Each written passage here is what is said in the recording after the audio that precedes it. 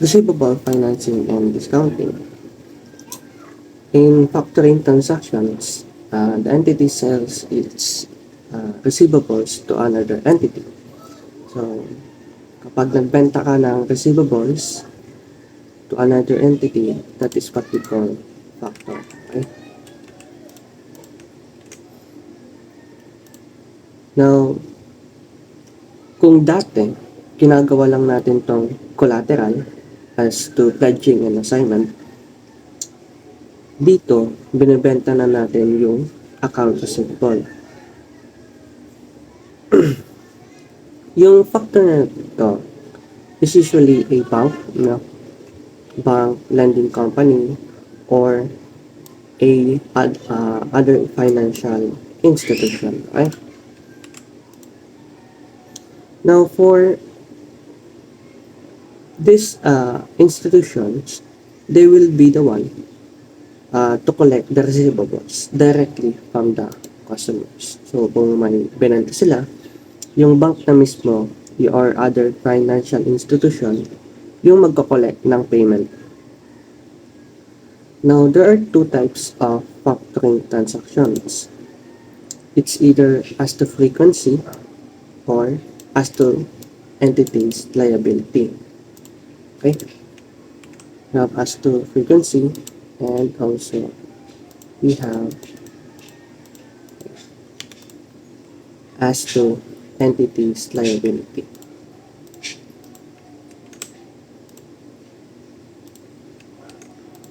Now, for as to frequency, we have two types.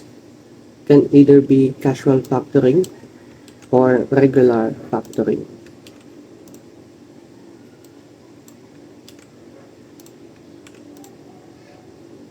Now, for casual factoring, let me just move here. This is a one-time or irregular factoring of a receivables. So, if there is only need for extra cash, no, one time lang siyang binibenta. Right? So, here there is a one-time factoring of receivables. One-time factoring. Meanwhile, dito sa regular factoring, all of the accounts, entities accounts receivables are regularly factored. So yung lahat ng receivable ng entity are being factored. So dito, meron tayo dito regular factored. So instead na maghintay yung customer na magbayad ng account nila, binebenta na lang nila. Okay. So how about entities as to liabilities? We have also without two types. We have without recourse, or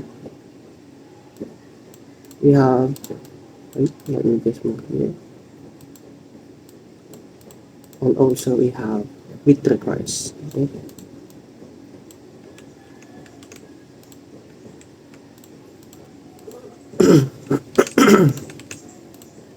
Now for without recourse, the entity is not liable. So in cases wherein the customers were unable to pay the factor, kung hindi man makabayad yung customer sa factor na yan, yung entity na yan is not liable. Okay?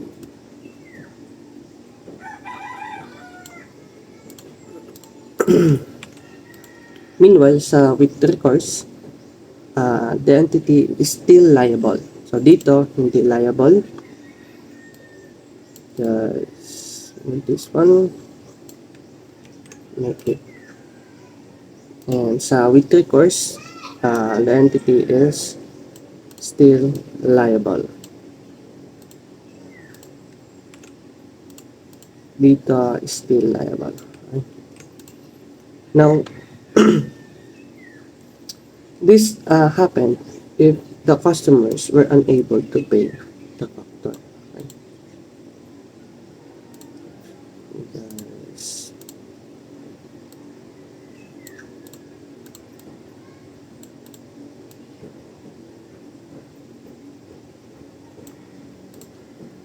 So both of them, if the customer when unable to pay the factor in without recourse, the entity is not liable. Pero pag with recourse, the entity is still liable. Now going back to Kaijin assignments, we can compute for the net proceeds from the amount that the bank can lend. Meanwhile dito, we can still get also the net proceeds from the factored accounts receivable. So we have here a formula for net proceeds. Okay? So to calculate for the net proceeds from accounts receivable, we can compute this by getting first the balance of the accounts receivable. So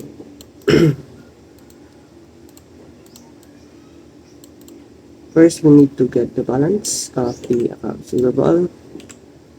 Next is to deduct. No? We need to deduct the factors holdback. Okay?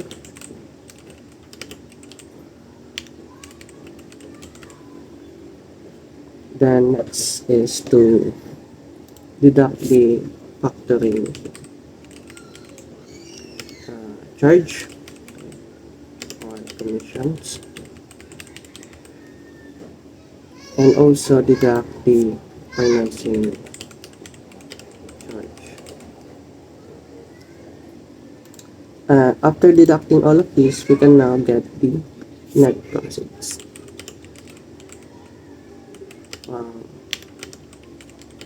Factored accounts.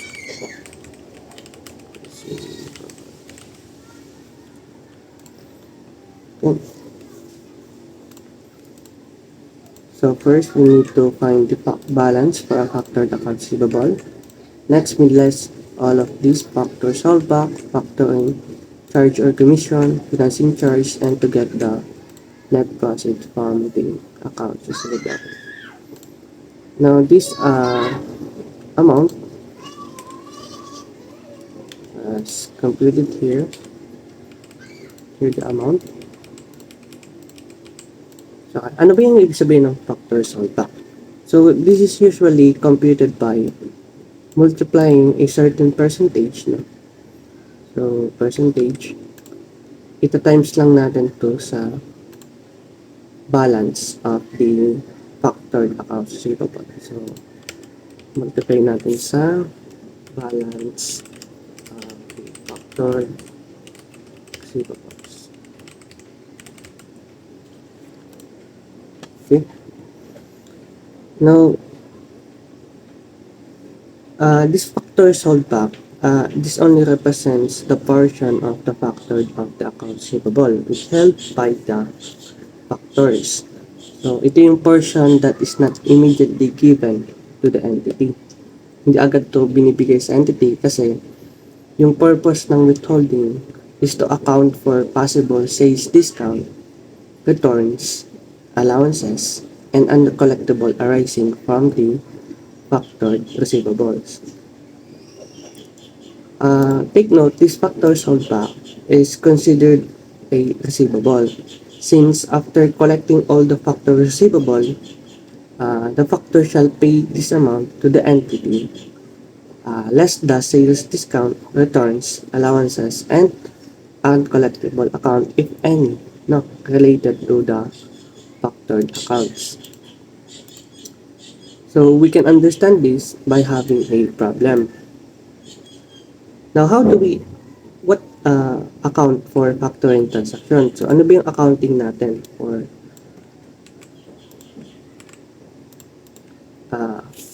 transactions?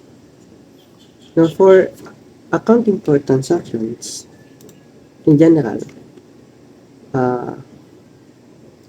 The accounting procedure shall be made as a result of factoring transactions. Number one, we have to factor the factored receivable shall not be derecognized. So, what do we mean by derecognized? It does not eliminate, no? Yung factored na receivable should not be eliminated. Ay, no. The factored receivable shall be eliminated, no? Kaya nga, hindi naman sinabing shall not be. It shall be, no? Shall be derecognized. So, it should be eliminated. And also, take note that the factor holdback is recognized as receivable factor. So, ang kanina, di ba, sinabi natin, this is recognized as a receivable. Okay?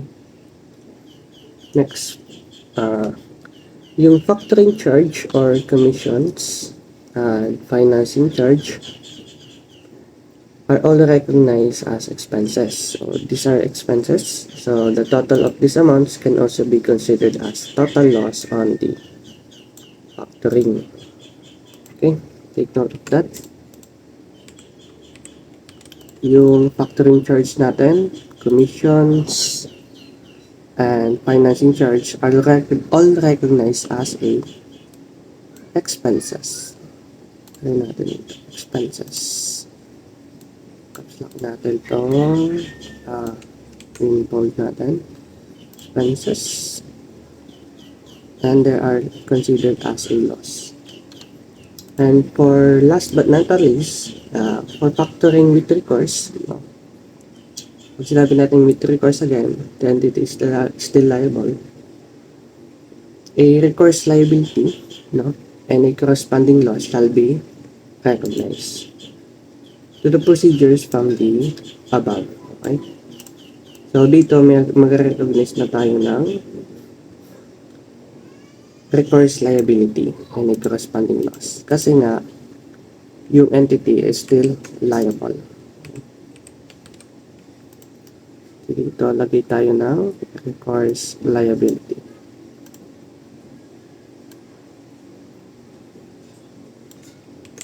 Caps lock natin. Now, let's have an example to get to understand factoring. Okay. So, this one.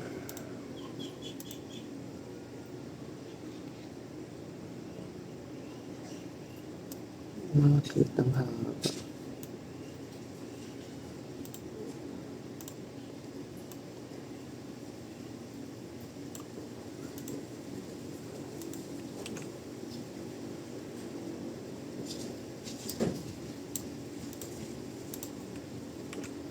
So, let's have a casual factoring. So, pag sinabi natin casual factoring again, that is one-time purchase. One-time selling, one-time factoring. And without recourse, the entity is not liable.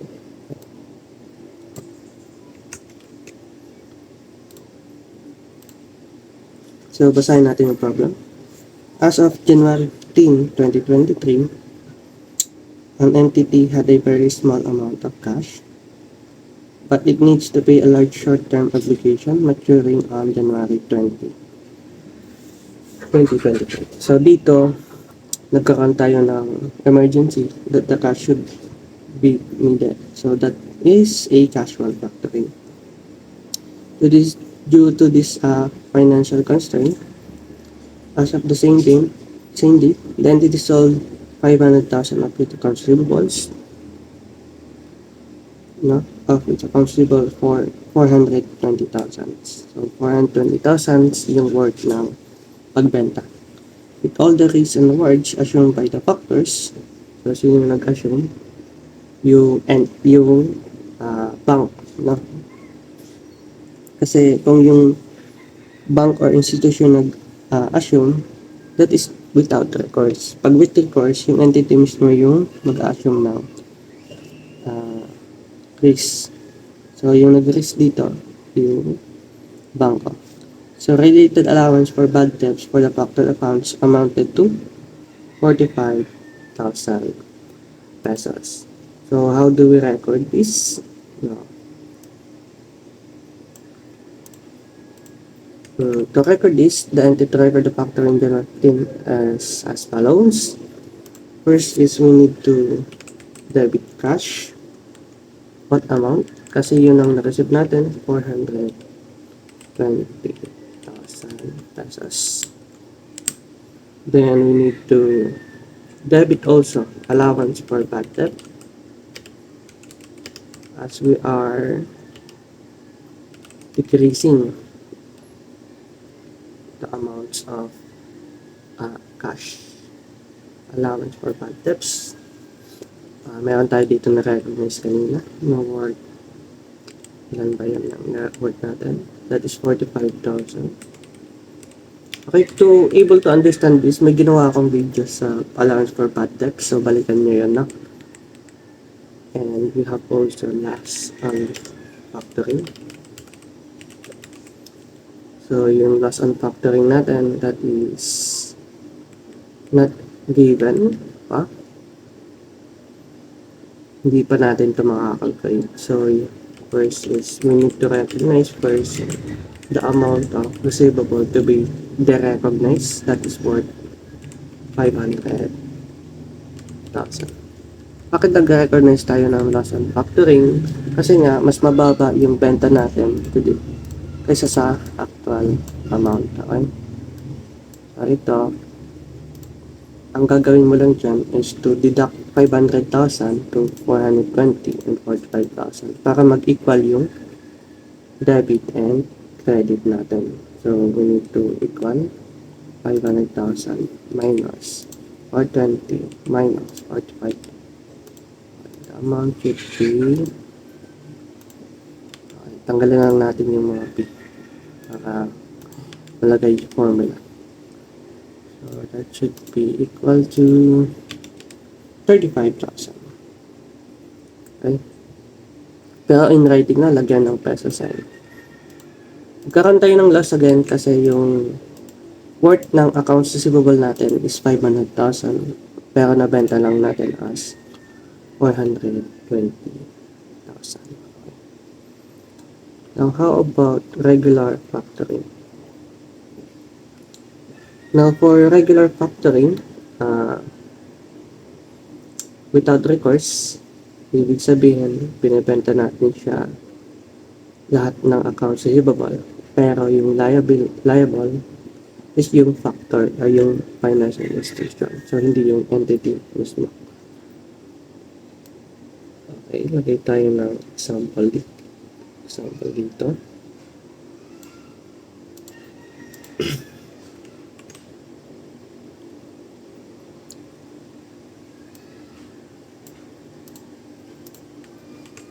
Alright, so for illustration 2, we need to know the regular factoring without recourse. So for regular factoring, ibig sabihin, binibenta natin regularly yung accounts receivable. And this is without recourse. The one who is liable is the factor or the entities, not the entity. And the factor or the financial institution, not the entity. Okay? So, basahin natin yung problem. On September 1, 2023, Pantabangan Company factored 3 million of its accounts receivable without recourse. So, binenta niya to ang accounts receivable na ang halaga ng accounts receivable 3 million without recourse. Okay? Yung factor withheld natin, yung holdback natin, that is 50% of the accounts receivable. And we also have a factoring charge of 5%. And the interest, no. In addition, the advance annual interest of 12% are deducted based on the 45-day expected average period before the customer fully paid the factor. Okay, balikan natin yung formula natin kanina. Ito. The factor solve back, the factoring charge or commission, and financing charge. Okay. Now, meron tayo ditong bagong concept, which is the day. Kasi sinabi sa problem, we have 45-day expected average. Ibig sabihin, ang average bago makabayad yung customers. Now, so that is worth. So, in a year, that is 360 days yung average nila. Anyway, lagay muna natin yung gagawin natin. So, yung balance natin. Balance of the factored receivable. Ilan yung worth? That is 3 million. Right? 3 million. Now, we need to know is to last the factors all back.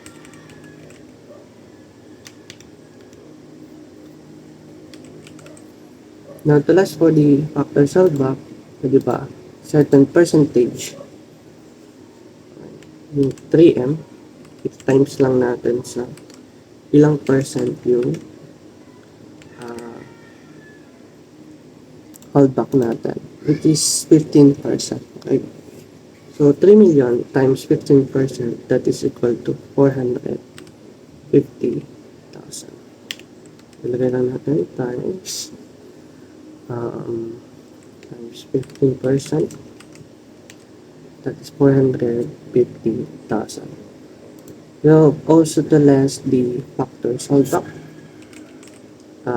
Now, the factoring charge.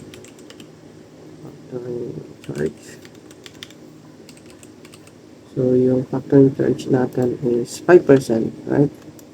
May service charge tayo na 5%. So, multiply din natin yun sa 3 million. Kasi para kumita din yung bangko natin, gumagamit tayo ng service nila. So, we need to deduct the factoring charge. And we need to get now the financing charge, which is the interest. For financing charge, that is also computed as 3 million. Times natin sa 12% times na sa 45 over 360.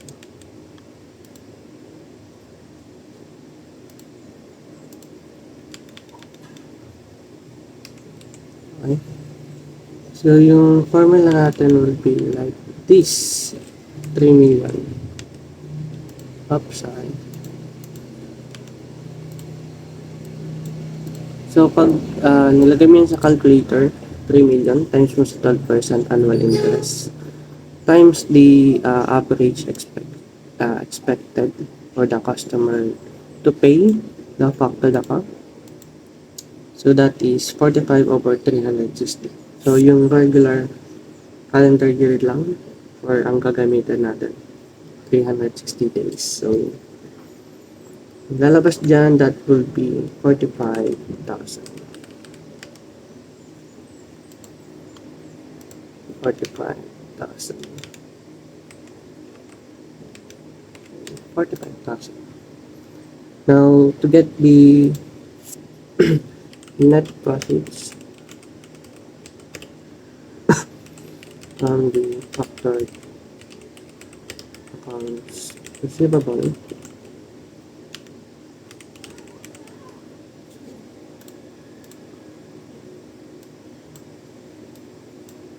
wait, ba't ilipat? Dito ka.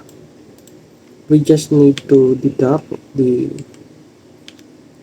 balance from factor holdback to factor and discharge and the financing charge. So that will be 2,355,000. Now to the journal entry for this recording for factoring, it should be, since we computed for the net proceeds, when we are talking about net proceeds, talk about the cash, it's 2,355,000. Now for receivable from factor, that is the holdback. Yes. Sabi diba, yung factor holdback is considered a receivable. So that is not beyond the 450,000. Yung factoring fee natin, that should be the charge, no? So, the amount on should be 150,000. And we need also to recognize the interest expense as calculated in financing charge. So, yung interest expense natin will be 45,000. Okay? Now, for accounts receivable, we just need to add everything. Kasi ito yung pinactor out natin. So, we will recognize the accounts receivable. So, we just need to add everything from the debit side. It will equal to 3 million.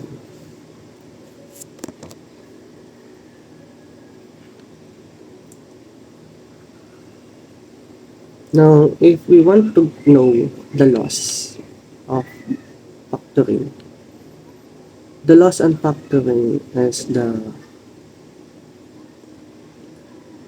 ano yung sabi natin doon?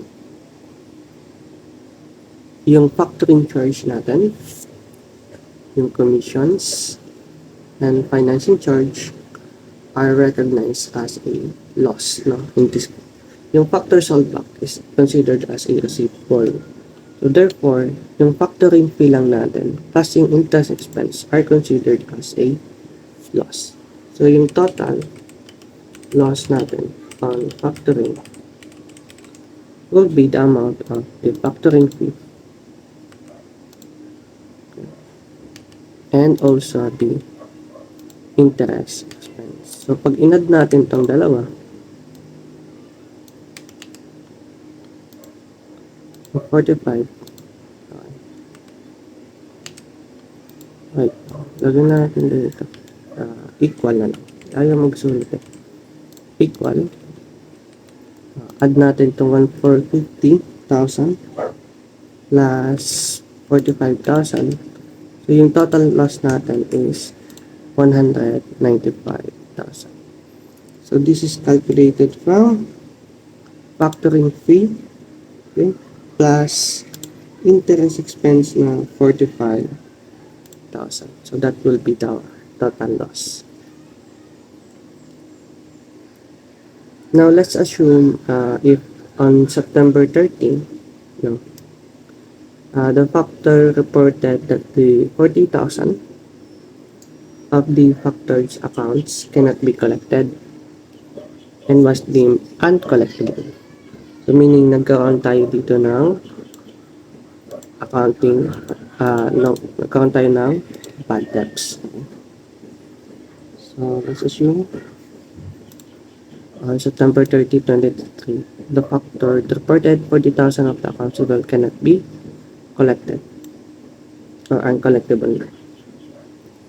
And additionally, 50,000 of the factor accounts receivable were covered by credit memo due to returns. Lagi natin tayo ng assumption pa. Una, nung September 30, meron tayong sa factored accounts receivable na 40,000 ay cannot be collected na. Tapos, 50,000 of the factored accounts were covered by the credit memo due to returns. Now, ang maapektuhan lang nito, yung receivable from factor natin. Kaya nga tayo naglagay ng receivable from a factor, yung factor holdback, para dito sa mga ganitong scenario. So, yung maapektuhan nito, yung receivable from a factor. Okay? Ito yung maapektuhan niya. So, our debit will be allowance for bad debts, and our credit will be sales returns. Debit also pala. And yung credit natin, babawasan natin yung factor holdback natin. So, receivable from factor will be deducted. So, that is worth 40,000 as stated. Sales return natin will be 50,000. So, ang total natin will be 90,000 if we add this one. 90,000. So, after recording this entry, the receivable factor would be 360,000. Kung babalikan mo kanina, di ba ito yung receivable factor natin. Ang worth niya is 450,000. Tapos, nabawasan siya since nag-credit tayo. Equal 90,000. So, yung amount ng receivable factor natin will be the difference between 450 minus 90,000. So, 360,000 na.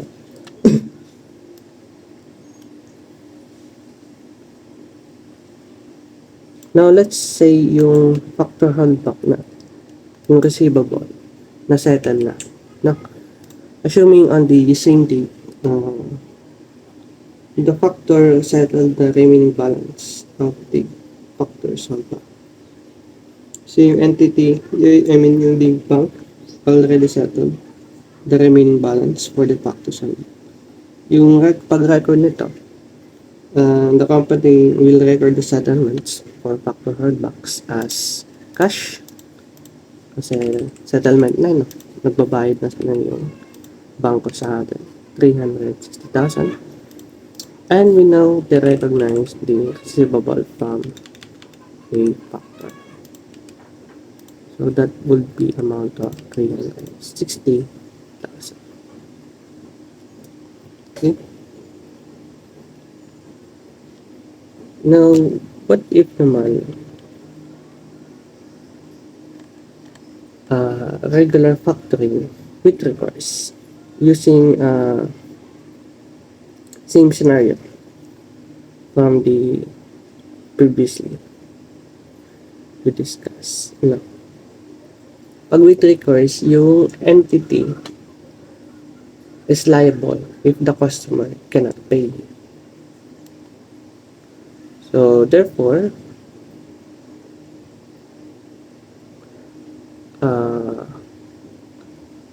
ma-recognize tayo dito ng liability. Okay? Mag-recognize tayo dito ng liability. Yung gagamitin nating problem is same, yung tabang company. Balikan natin. Okay, ito. Okay, gagamitin natin yan. Okay. Now, let's assume that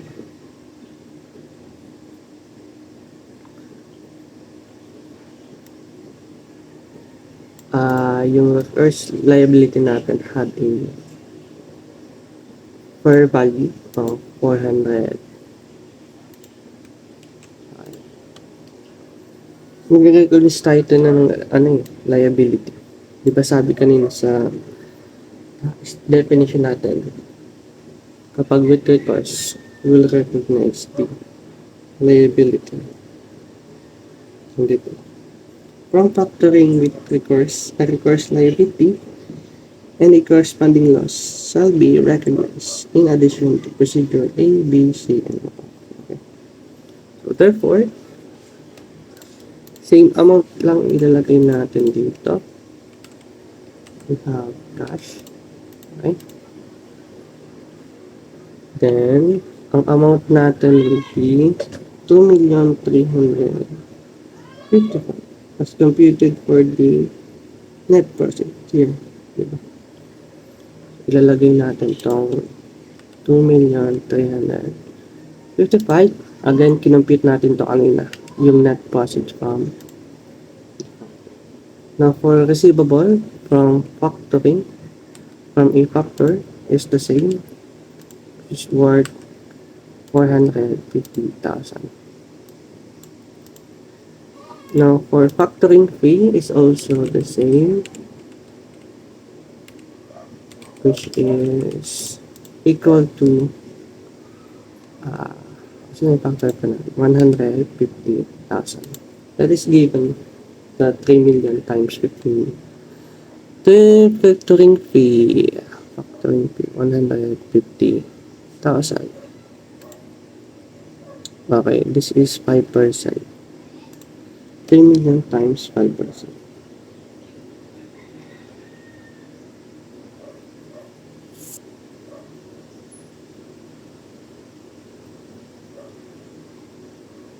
Hindi ko lang natin para hindi kayo malito. Sa ano po yung green. Okay.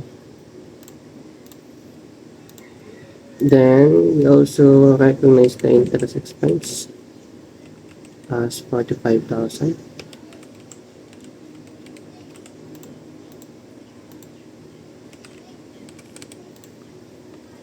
Now, for recourse liability, since given naman siya, lagi itong given naman.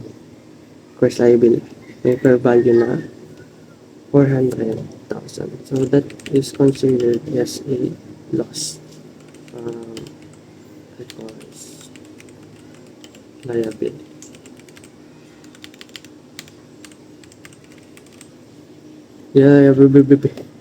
Liability. So, given naman siya. Ayusin lang natin. So, that is equal to 400,000. 400,000.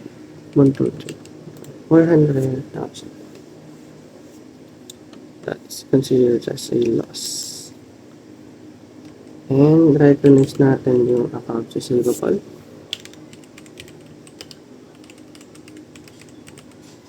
Which is worth 3 million.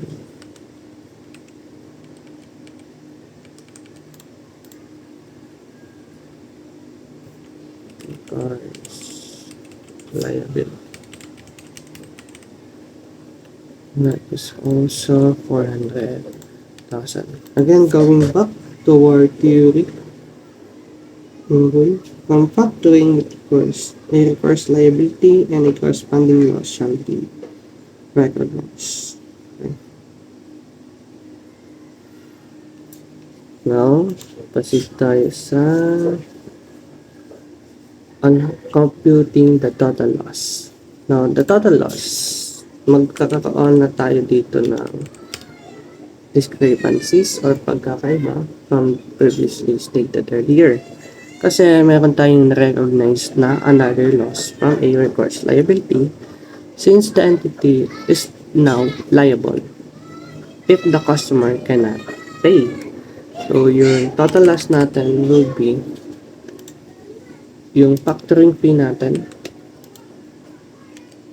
plus interest expense plus loss on recourse liability will be added.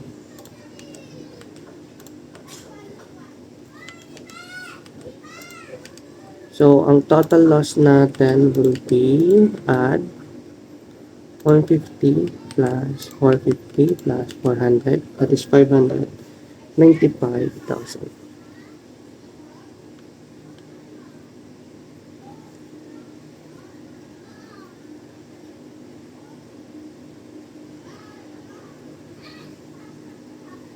Now, let's say, again, same scenario.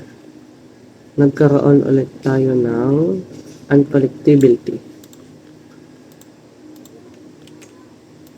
na let's assume nagkaroon ng uncollectible accounts, 40,000 and 50,000 were credit memo. So, same, gagawin natin, debit natin yung allowances for debts. That is worth 40,000. Then, record tayo ng sales returns.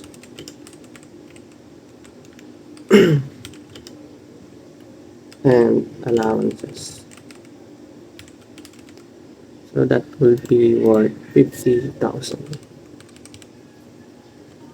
And a receivable from a factor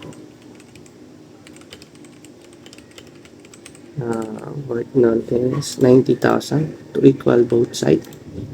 If we add these two. Sorry. Dito na tayo. Now,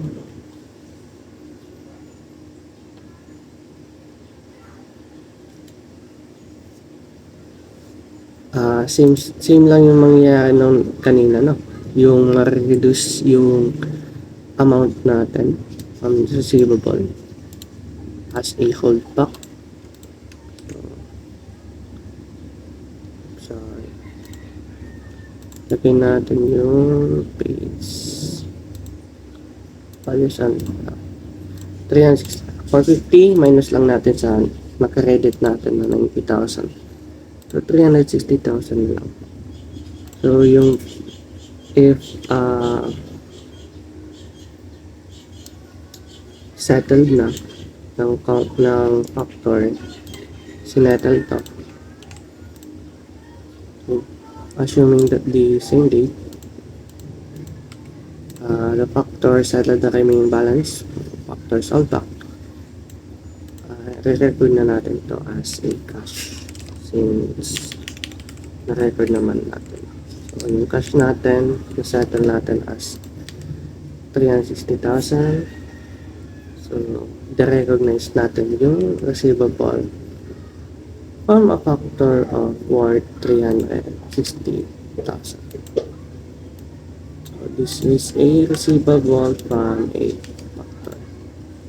Since this is the amount. Okay. Now,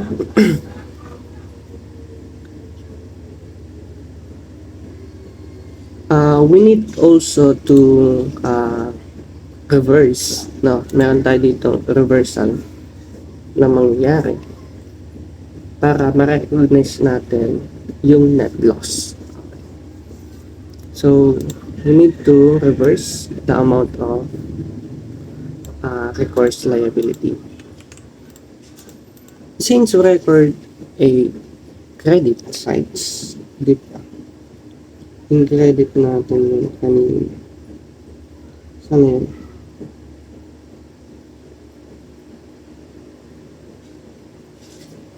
Dito.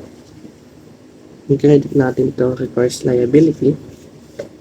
Then, in debit natin yung loss. Babalik tayo lang natin yan dito. So, dito, ang mangyayari yan will be loss from no, this is debit na dapat yung recourse liability natin. And yung loss natin will be reverse. So, recourse liability since the amount are already settled. Now, what is the amount that is worth 400,000?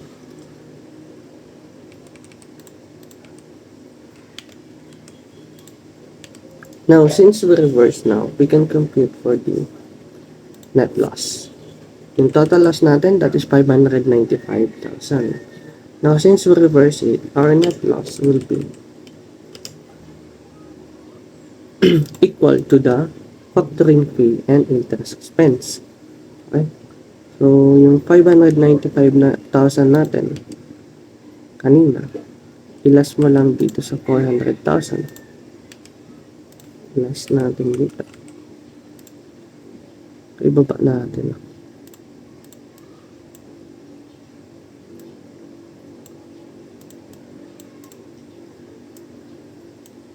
Kasi ito, ang tawag dito ay yung total loss. Tapos, plus natin yung reversal. So, ang net loss natin will be the difference between the total loss and the reversal. So, itong 195,000 will equal to the factoring the financing charge or the factoring fee.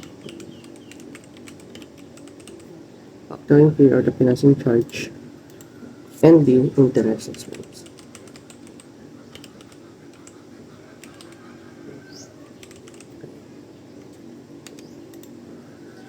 So, babalik ulit tayo sa dati.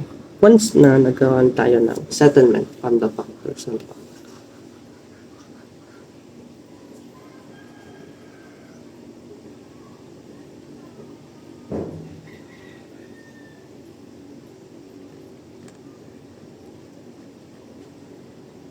Okay? So,